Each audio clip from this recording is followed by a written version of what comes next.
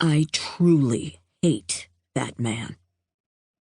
Lark, you know Ma said we should never hate anybody. Larkspur's sister Forsythia, third of the Nielsen daughters, spoke out of the side of her mouth, the way they had learned so as not to be heard by anybody else, especially in church. Forsythia had spent a good part of her young life trying to keep her older sister out of trouble. Larkspur refocused her attention forward, clenching her fingers in her lap to keep from leaping out of the pew. Deacon Weasel raised his Bible, the pages rippling from the force of his shaking. His voice nearly tore the hinges from the doors. "Women, if you are indeed following God's word—" Larkspur watched the red of his face deepen. Perhaps a heart attack? A stroke? "You are ordered to submit to your husband's every utterance. God says so right here." The words thundered, and spittle spattered the pulpit.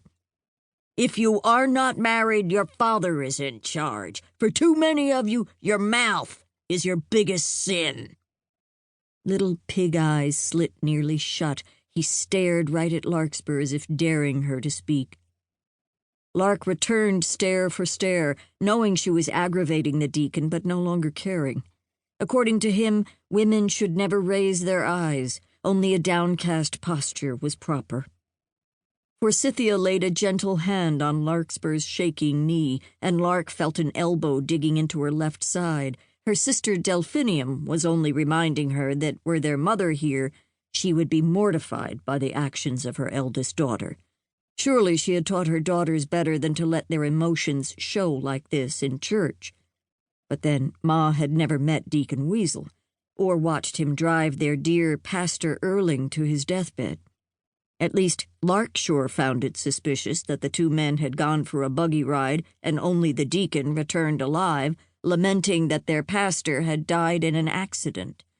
But how had Weasel survived a runaway horse and Pastor Erling hadn't?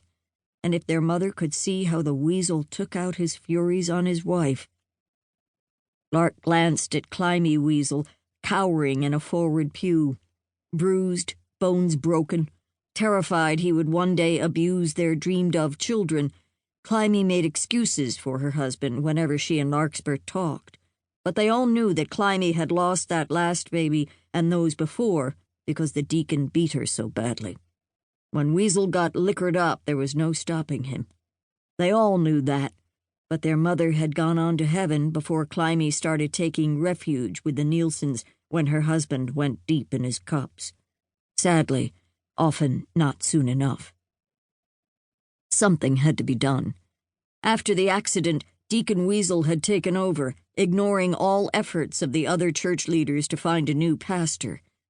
Larkspur tried to shut down her mind by running through multiplication tables. It didn't help. She tried adding columns of 3 numbers. Nothing helped. She raised her head when she no longer heard the Weasel haranguing them with the Bible verses, but he was staring right at her. "Women, obey your husbands, for that is the word of the Lord." For Forsythia's sake, Larkspur stared down at her clenched hands. She was shaking so hard the entire pew shuddered. "Thank heaven I am not married, and if all men are like you, I never will be," she thought. At a faint thud from the front of the church, Larkspur looked up. Climby had slumped over in the pew where she sat, fainted from the sheer force of her husband's hypocrisy. Lark half rose to go to her. "Young woman," Deacon Weasel fairly roared, "sit down.